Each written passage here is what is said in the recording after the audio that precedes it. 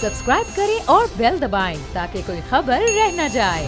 मौसमियाती तब्दीलियों के साथ साथ माहिरीन के खदशात दुरुस्त साबित हुए हैं। हालिया मानसून बारिशों के बाद मुल्क भर में सैलाबी सूरत हाल है।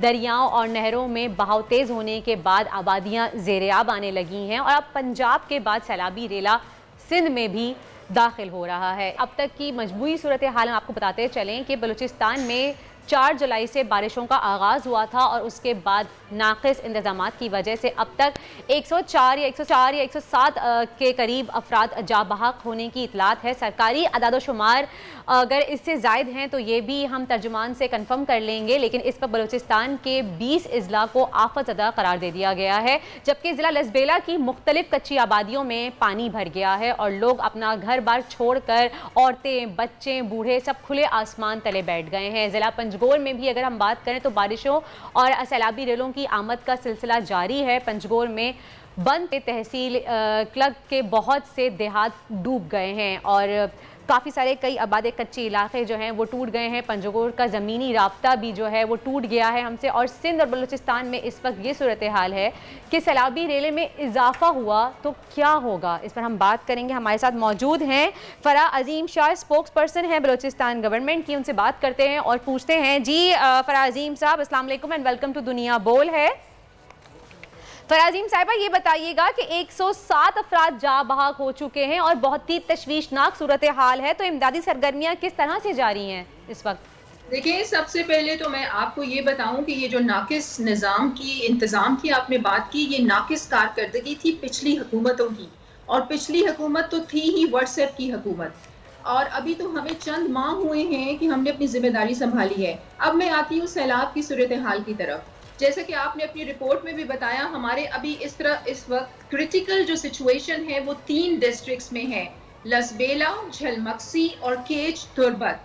अब मैं आपको बताऊं कि कल सुबह अच्छा, लेकिन फरा साहिबा, आप कह रही हैं कि पिछली हुकूमत की नाकिस कारकर्दगी थी, लेकिन आपको भी हुकूमत में आए हुए अब इस हुकूमत को भी काफ़ी अरसा हो चुका है, और ऐसी क्या नाकिस कारकर्दगी थी कि बिल्कुल इतने बुरे हालात हैं? आपको मैं ये बताऊं कि जब भी कोई नेचुरल डिजास्टर आता है तो हम उसको रोक नहीं सकते। हाँ, बेटर प्लानिंग करके हम नुकसानात से बच सकते हैं।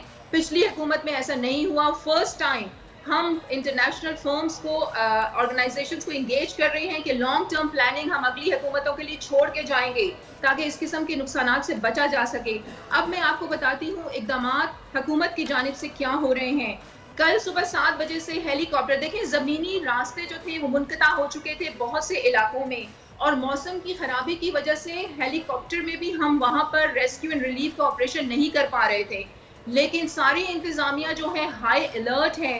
खुद चीफ मिनिस्टर इसको 24/7 मॉनिटर कर रहे हैं।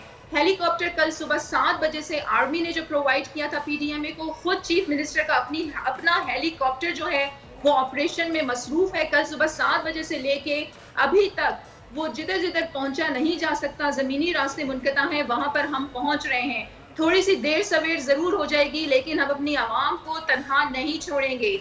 और मैं आपको ये बताऊं कि जिस तरह आपने कहा कि 107 के करीब, ये 105-107 के करीब कैजुअलिटीज हुई हैं, और जिन वजूहात की वजह से हुई हैं वो भी मैं आपको बताऊंगी। जी जी। अब जो 90 के करीब पिछले दिनों में कैजुअलिटीज थी, फौरन चीफ मिनिस्टर ने उनको कंपनसेशन फंड जारी कर दिए हैं। पहले ऐसा कभी नहीं हुआ कि फौरी कितने कंपनसेशन फंड जारी किए हैं, कितने किए हैं फरा साहिबा?